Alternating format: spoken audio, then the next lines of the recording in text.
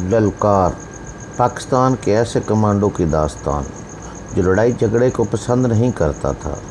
सियासत ने, हालात ने और पुलिस ने उससे उसका प्यार छीन लिया। वो आदमी बेजार हो गया। फिर एक दोस्त ने उसकी ज़िंदगी बदल दी। वो दिन ब दिन फुलादी जिस्म और इरादों का मालिक बनकर अपने और मुल्क दुश्मनों पर टूट पड़ा। दास्तान की तरफ चलने से पहले चैनल को सब्सक्राइब करें, लाइक करें और शेयर करके अपनी मोहब्बत का सबूत दें। शुक्रिया। ललकार किस्त नंबर 91 मेरा हुलिया बहुत अजीब व गरीब हो गया था, लेकिन पता नहीं कि वो मुझे ज़्यादा अजीब नहीं लग रहा था। शायद मेरे ज़हन पर छाई हुई धुंध आहिस्ता आहिस्ता साफ हो रही थी और मुझे यहाँ के हालात और वाक़यात धीरे धीरे याद आना शुरू हो गए थे।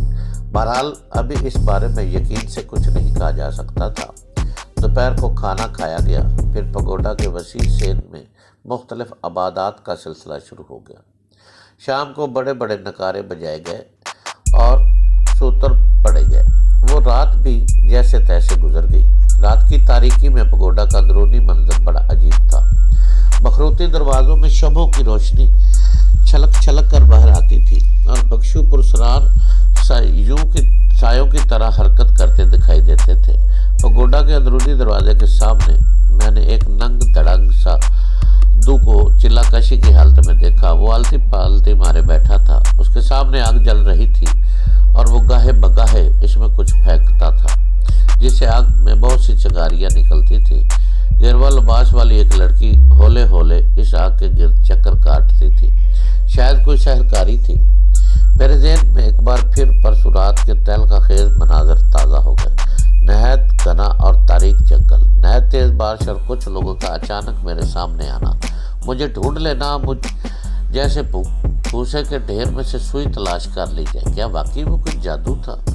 मेरा ज़हन ये बात मानने को हरगज़ तैयार नहीं था। अगली सुबह फिर सफूरा से मुलाकात हुई। इस दूर दराज मुकाम पर अजनबी दरो दीवार में मैडम सफूरा का मुझसे मिलना जुलना हैरतनाक था। इतना ही नाकाबिले फहम भी था। वो क्या थी और क्या बनकर यहाँ पहुँच गई थी? वो क्या हालात थे जिन्होंने इस जैसी तबंग औरत को उठाकर यहाँ पटका था? इमरान सिद्दीकी को यहाँ पटका था और मुझे भी। मैं इससे बहुत कुछ पूछना चाहता था और शायद इसकी कैफियत भी यही थी। सुबह की अवलीन घड़ियों में जब बख्शू और उनके गुरु हजरात सुबह की मनाजात के बाद फिर से आराम करने के लिए लेट गए थे, हमें वो तन्हाई मैसर आ गई जिसकी ज़रूरत थी। मैं और मैडम सफूरा कोठरी में आमने सामने बैठे थे। मैडम सफूरा की आंखों में गमो अंधोश के गहरे निशान जैसे नक्श होकर रह गए थे। लगता था कि ज़िंदगी में वो कभी मुस्कुराई ही नहीं है। वो एकदम अपनी असली उम्र से 2-3 साल बड़ी लगने लगी थी। जब मैंने उसे लाहौर में देखा तो वो करीबन 25 की लगती थी। अगर ये अनहोनी हो चुकी थी कि हमें यहाँ आए हुए 1.5-2 साल हो चुके थे, फिर सफूरा की उम्र 26-27 लगनी चाहिए थी, मगर वो एकदम 30 की लग रही थी। साहब उसका जिस्मानी दमखम इसी तरह मौजूद था। वो गहरे सुर्ख होठों की शदाबी भी मुकम्मल ओझल नहीं हुई थी। वो गंभीर आवाज़ में बोली, ताबिश, मैंने तुमसे जो रवैया रखा है उसके लिए मैं एक बार फिर तुमसे माजरत चाहती हूँ। मेरा सदमा बहुत गहरा था, मुझे अपने जज्बात पर अख्तियार नहीं था। मैंने गहरी सांस लेते हुए कहा, मैडम, अगर मैं ये कहूँ कि मुझे आपके रवैये के बारे में कुछ याद नहीं तो आप यकीन नहीं करेंगे, लेकिन हकीकत में ऐसा ही है। मैं आपसे झूठ नहीं बोल रहा। हाँ, कल तुमने जो कुछ अपने बारे में बताया है इससे मुझे काफ़ी बातों की समझ आई है। मैं कोई डॉक्टर तो नहीं, लेकिन मेरा दिल कहता है कि अगर तुम्हारी याददाश्त वापस आई है तो बहुत जल्द मुकम्मल तौर पर वापस आ जाएगी। तुम अपने इर्द गिर्द की चीज़ों और चेहरों पर गौर करोगे, इन्हें पहचानने की कोशिश करते रहो। बहुत जल्द तुम्हें बहुत सी बातें याद आने लगेगी। मैडम सफूरा ने मुझसे पूछा, तुम्हें पता है तुम यहाँ कैसे पहुँचे थे? नहीं, मुझे मालूम नहीं, कुछ मालूम नहीं। प्लीज़ मैडम, मुझे शुरू से बताएं, मेरे साथ क्या हुआ? मैं लाहौर से यहाँ इंडिया के इस दूर दराज इलाके में कैसे पहुँचा? किन लोगों ने पहुँचाया और आप कैसे पहुँची यहाँ? और इमरान सिद्दीकी इतना बड़ा वाक़या कैसे हुआ? मैडम, वो साकत बैठी रही اس کی مخروطی انگلیاں بے خیالی میں اپنے گلے کے آنی کڑے کو سہلا رہی تھی۔ اس کڑے پر سنسکرت یا اس سے ملتی جلتی زبان کے کچھ لفظ لکھے ہوئے تھے۔ وہ گہری دکھ بھری سانس لے کر بولی۔ نادیہ اپنے دوسرے پریشر کے دوران میں ہی دم توڑ گئی تھی۔ گولی نے اس کی ریڑھ کی ہڈی کو بری طرح زخمی کیا تھا۔ تم جانتے ہی ہو، اس کا نچلا دھڑ بالکل بے حس ہو گیا تھا۔ تمہارے اس دوست قاتل نے میری زندگی کو جس طرح برباد کیا، میں مرتے دم تک نہیں بھولوں گی۔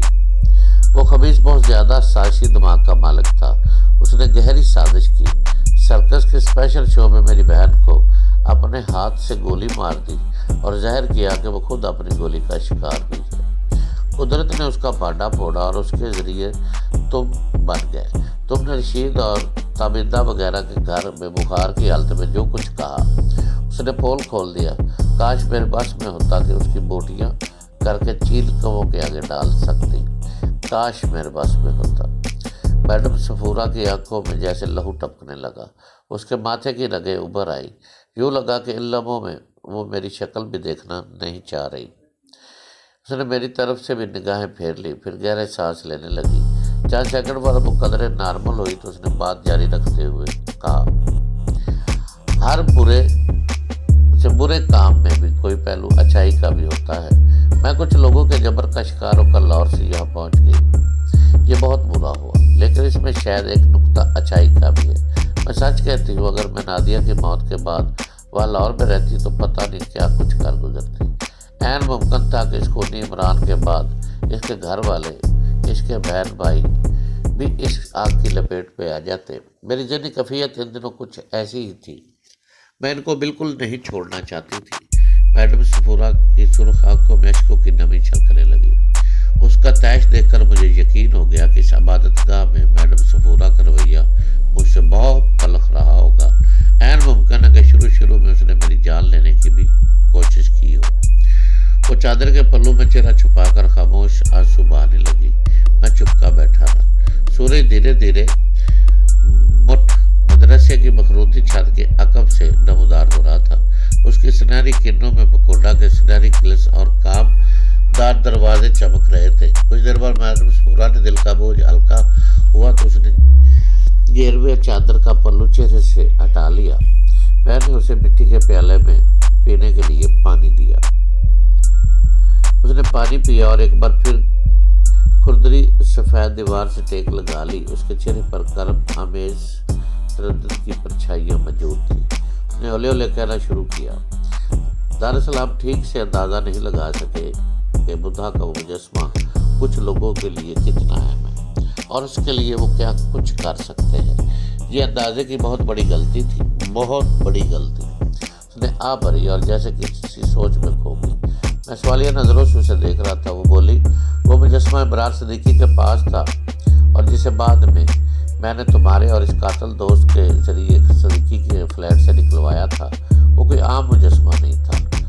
اس کے پیچھے ایک لمبی کہانی ہے، میں تفصیل میں جاؤں گی تو بات طویل ہو جائے گی۔ مختصر یہ کہ یہ شاندار مجسمہ برما سے یہاں پہنچا تھا۔ یہ کئی سو سال سے برما کے ایک شاہی خاندان کے پاس تھا۔ اس مجسمے کی شہرت یہ تھی کہ یہ اپنی حفاظت خود کرتا ہے۔ ماضی میں کئی طرح کے حادثات اس پر گزرے لیکن یہ ہمیشہ محفوظ رہا۔ نہ صرف خود محفوظ رہا بلکہ اس نے اپنے ارد گرد موجود لوگوں کو بھی محفوظ رکھا۔ اس کی آخری مثال دوسری جنگ عظیم میں سامنے آئی۔ برما کا وہ پہاڑی قصبہ بھی شدید جنگ کی زد میں تھا، جہاں ایک بدھ مندر کے اندر یہ مجسمہ موجود تھا۔ علاقے کے لوگوں کو اس مجسمے کی کرامات پر اتنا یقین تھا کہ جاپانیوں کے کئی شدید حملے کے باوجود لوگ قصبہ چھوڑ کر نہیں گئے اور بدھ مندر کے ارد گرد پناہ گزین رہے۔ کہا جاتا ہے کہ جاپانیوں نے جب بھی قصبے پر حملہ بولنے کی کوشش کی، شدید طوفانی بارش یا خراب موسم کی وجہ سے وہ یہ کام مکمل نہ کر سکے اور ناکام واپس لوٹ گئے۔ کئی دفعہ ایسا ہوا کہ عین حملہ کے موقع پر ان پر برطانوی فوجیوں نے کسی اور طرف سے حملہ کر دیا اور قصبے کی طرف سے ان کی توجہ ہٹ گئی۔ یہ سلسلہ کئی ماہ تک چلا۔ بعد ازاں قصبے کے لوگ خود بھی قصبہ چھوڑ کر کسی محفوظ جگہ چلے گئے۔ جاپانی فوجیوں نے گولہ باری سے پورا قصبہ کھنڈر کر دیا۔ بدھ مندر بھی تہس نہس ہو گیا۔ اس کے اندر چھوٹی شے بھی تباہ سے نہیں بچ سکی، لیکن یہ مجسمہ جو کا تو رہا، اسے خراش تک نہ آئی۔ بعد میں اس قصبے پر برطانوی فوج کا قبضہ ہو گیا۔ ایک انگریز میجر اسٹیفن اس نادر یادگار مجسمے کو بڑی احتیاط سے انڈیا لے آیا۔ حکم جی کے دادا رائے سوم آنند بہادر سے مسٹر اسٹیفن کی گہری دوستی تھی، لہذا اس انوکھے مجسمے کو یہاں بانڈیل اسٹیٹ کے سب سے بڑے پگوڈا کی زینت بنا دیا گیا۔ میڈم سفورا نے محتاط نظروں سے کوٹڑی کے باہر جھانکا۔ کوئی ارد گرد تو موجود نہیں۔ پھر اس نے بات جاری رکھتے ہوئے کہا کہ آج سے 3 سال پہلے یہ مجسمہ یہاں درگاہ کے پگوڈا سے چوری ہوا۔ اس چوری نے بدھ مت کے پیروکاروں میں تہلکہ مچا دیا۔ انہوں نے طے کیا کہ مجسمے کو ہر صورت ڈھونڈیں گے اور واپس لائیں گے۔ انہیں یقین تھا کہ مجسمہ جہاں بھی ہوگا محفوظ ہوگا، کیونکہ وہ برمی زبان کے مطابق آرکوائے ہے، یعنی اپنی حفاظت خود کرتا ہے۔ بدھ مت کے ماننے والوں نے 7 ایسے افراد چنے جو اس مجسمے کو واپس لانے کے لیے اپنی جان لٹانے کو تیار تھے۔ ان کے ساتھ بانڈیل اسٹیٹ کے 5 نہایت خطرناک اور تربیت یافتہ کمانڈر بھی شامل تھے۔ ان کمانڈروں کا سربراہ انڈین اسپیشل فورس کا ایک سابقہ افسر رجیت پانڈے تھا۔ رجیت پانڈے کے بارے میں کہا جاتا ہے کہ وہ اپنے دشمنوں کے لیے اسرائیل کا دوسرا نام ہے۔ اگر کسی شخص کے پاس پانڈے کی مطلوبہ رقم موجود ہے تو وہ پانڈے سے دنیا کے کسی محفوظ ترین اور VVIP شخص کو قتل کرا سکتا ہے۔ اسے ایک بلا کہا جاتا ہے، ایسی بلا جو بہت جلد خود ختم ہو جائے گی یا پھر اس کے ہاتھوں کئی اہم ترین لوگ ختم ہو جائیں گے۔ پانڈے کے بارے میں یہ بھی مشہور ہے کہ وہ صرف بڑے کاموں